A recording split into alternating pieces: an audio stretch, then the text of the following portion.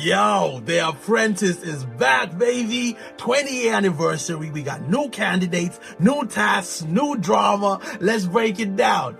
Alright, boom. So week 1, we're in the boardroom. It's great to see Lord Sugar again, man. He's got the jokes. He's reflecting on the 20 years of the show. Tim Campbell is right there beside him like, hey, what's good?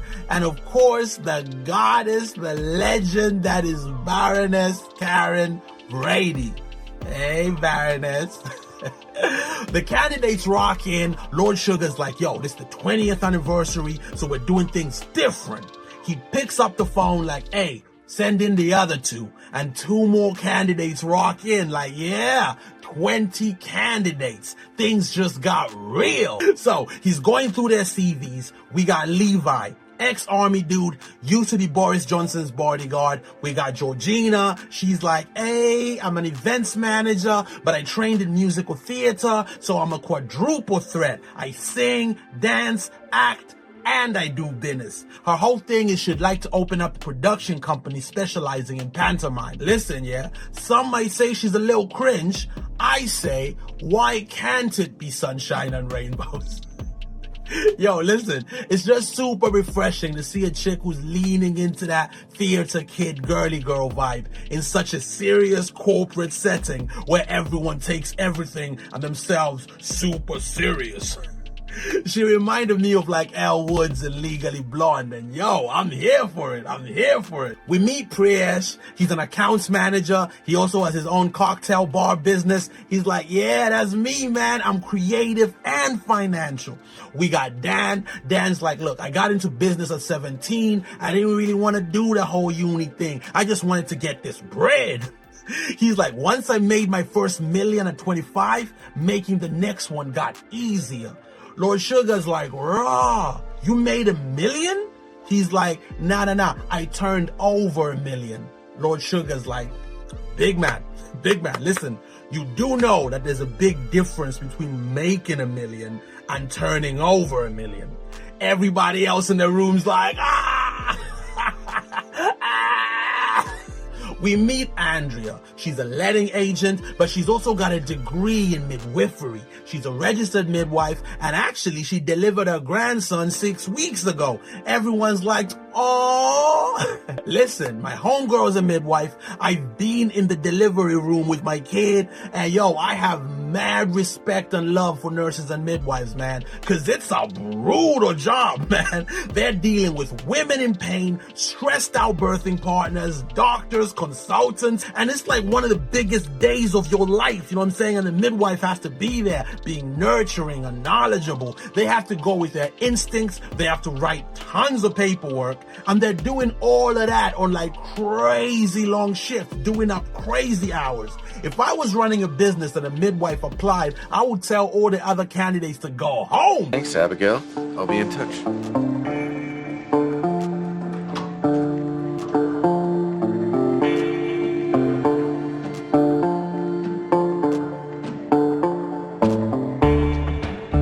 You.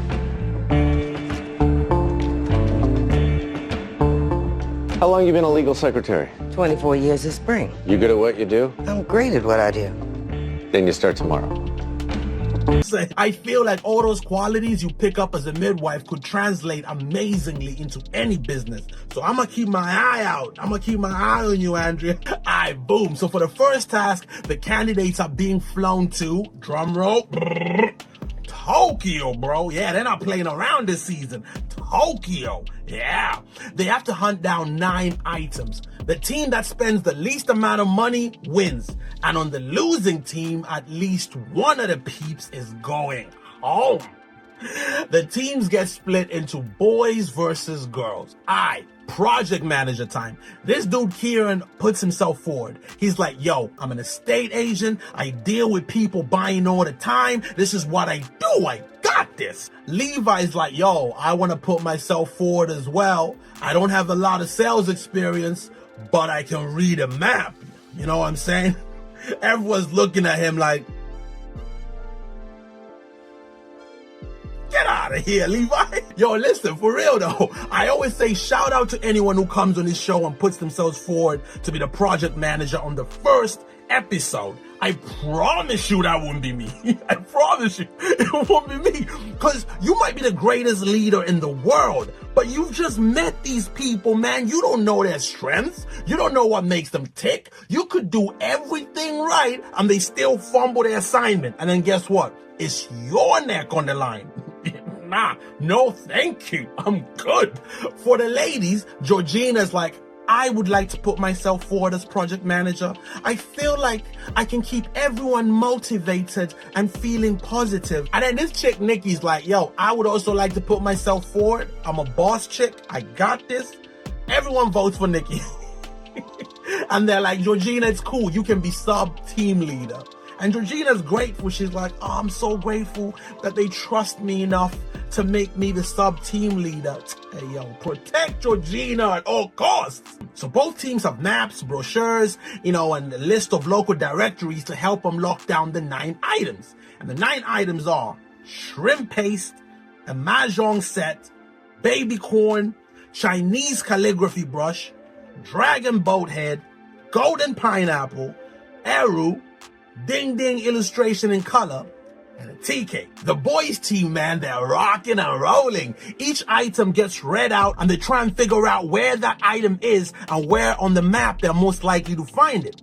Kieran's plan is like, yo, we split up, start at the bottom, start at the top, and then we meet in the middle. This dude, Connor, he has a little bit of friction with Kieran because he wants the team to target specific places and, do it in a creative way or whatever. Kieran's like, that's not what I said. That's not what I said. Levi gets appointed as sub-team leader, which makes sense, because he can read a map. With the girls' team, it's a bit of a disaster, man. I ain't gonna hold you. It's a bit of a disaster. They're like, what do you think a ding-ding thing is? And they're like, I don't know. What about the golden pineapple? The eru? Nada.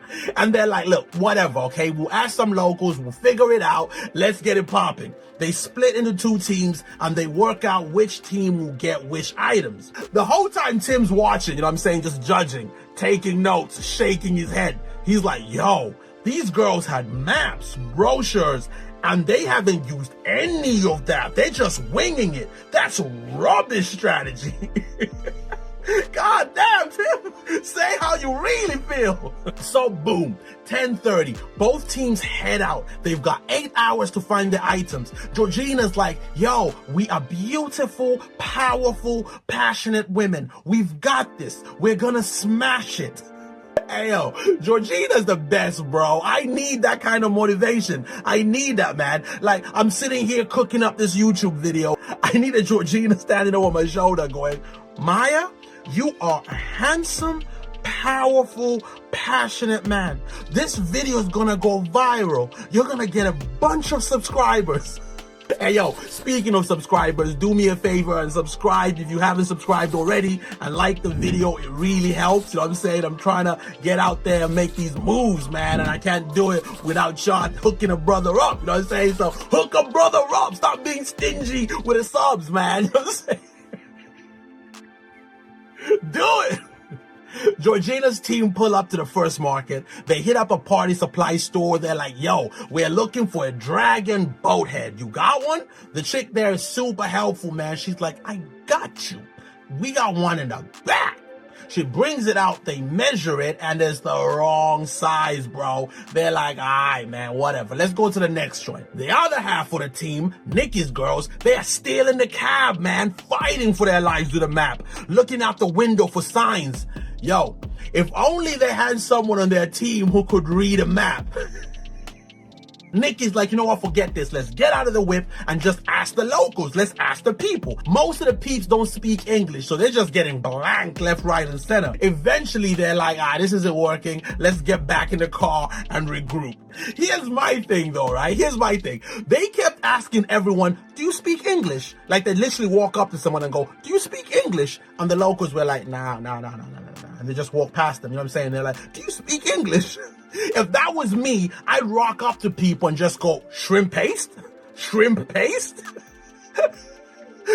Hear me out. Because maybe they don't speak English, but they recognize the word shrimp paste. Maybe some of them, maybe 1 or 2 of them in their language would have been like, I mean, point them in the right direction. You know what I'm saying? Listen. Alright, with the boys, Levi's group are on the hunt for the calligraphy brush. They rock up into a shop. The ladies got one on deck. They measure it. Nope, that ain't it. They're like, alright, what about the golden pineapple? Alright, now the golden pineapple is basically traditional sculpture burnt at religious festivals. That's what they're looking for. The lady shows them some paper. She's like, that's golden pineapple paper. Is this what you want? They're like, all right, boom, let's get it. Homegirl's like, $45. Tanmei's like, what's the best price you can hook me up with? She's like, 43. Tanmei's like, $35? She's like, nah, 35? Yeah, you're playing me. You're playing right in my face. He's like, 38? She's like, I bet. They shake on it, boom, golden pineapple in the bag, baby. Well, actually no, because Baroness Karen Brady's like, yo, that was good negotiation, but it's the wrong product. She told him it was golden pineapple paper. Okay, so it's not the thing that we're supposed to get, okay? So they're still on zero. Nikki's team, they're still in the whip. Megan's in the phone trying to chase a lead, trying to see if there's a shop that has a mahjong set in store and that. And that's where they're heading. Georgina's girls at the Central Market trying to lock down the baby corn. Nikki calls them up like, yo, have you guys found anything? They're like, nah. What about y'all? They're like, nah. Georgina's like, listen, we're in the same boat, okay? Don't worry about it. Don't trip. We'll turn this thing around. It's gonna be fine. Nikki's like, yeah, I don't know about all of that, but listen, we phoned ahead to one of the shops. They have a mahjong set, and it's near where you guys are at. So get that baby corn and go pick up that mahjong set, all right? Georgina's like, I bet we got you. Meanwhile, in the whip, Kieran's boys are also on the phone. They just figured out that the uru is a string instrument with 2 strings. Nikki's team drive by this building and it says on the sign that, you know, they teach English there. So they're like, hey, so the peeps in there must speak English. Let's go ask them about the shrimp paste. They rock in and the lady's super helpful. She's like, hey, down there, there's a boat like 2 minutes away. Opposite that, there's a market. They'll hook you up. Georgina's girls are struggling with the baby corn. They're like, yo, let's just ditch it and go for the mahjong set. Nikki's team finds like this weird deserted area. There's like a dog barking. They're walking through tight spaces. No shrimp paste. Kieran's boys are finally at the right place. Dragon heads galore. Rajan's like, hey, how much would you sell these for? Homeboy's like 4,000. Rajan's like, what would be the best price you could hook me up with? My man's like, 3,000. Rajan pushes a bit more, man. The dude goes down to 2,500. Rajan's like, listen, man, in my pocket right now, this is all I have. 2,300. Can we lock it in at that price? The dude's like, okay. And yo, for the challenge, I am happy for the boys, okay? I'm happy, it's business. But I guess I'm a bit of a softie, okay? Because I low-key feel sorry for this dude. He looks so wholesome. He hand-painted and crafted these things himself, okay? They're worth 4,000. He probably has kids, grandkids, and these British corporate dudes in expensive suits are standing there paying him half of what the things are worth. Come on, man. But yo, for the purpose of the show, you know what? Big up the boys. With Nikki's girls, it's been 4 hours, no shrimp paste. They rock up to the wet market and this dude's like, you guys are late. Everything's closed. They're like, is there any way we can get some shrimp paste? He's like, nah. They're like, do you know anywhere near here that would hook us up with some shrimp paste? He's like, nah. Back with Georgina's girls, they are running to the toy shop. The cakes are low-key caking. Let's run that clip again. They are scrambling to find the address. It takes them an hour, but they finally find the joint. The lady running the shop is a vibe. She's like, hey, how about this? I'll give you a challenge. If you smash it, you get a 10% discount. She's like, the name of my brand is Gloco Mahjong. can you come up with a tagline for me? Karishma's like, yo, I will do you one better. Our girl Georgie is a professional singer. She'll sing you a bespoke song about your brand. She's like, all right, cool. Georgina has the girls clapping. She's like, Gloko, Mahjong is where it began. Gloko, Mahjong is where it begun. It works. They get the joint for 700. No shade to Georgie. She was put on the spot, but I feel like we could do better though. I feel like we could do better. Let's get it. Yeah. Gloko Mahjong by the locals is known as the place you go to if you're looking for some fun, if you're looking for some toys. Get the girls, get the boys, tell them we about to hit up the #1 choice, top pick, make noise for Gloko Mahjong, yeah, Gloko Mahjong, yeah.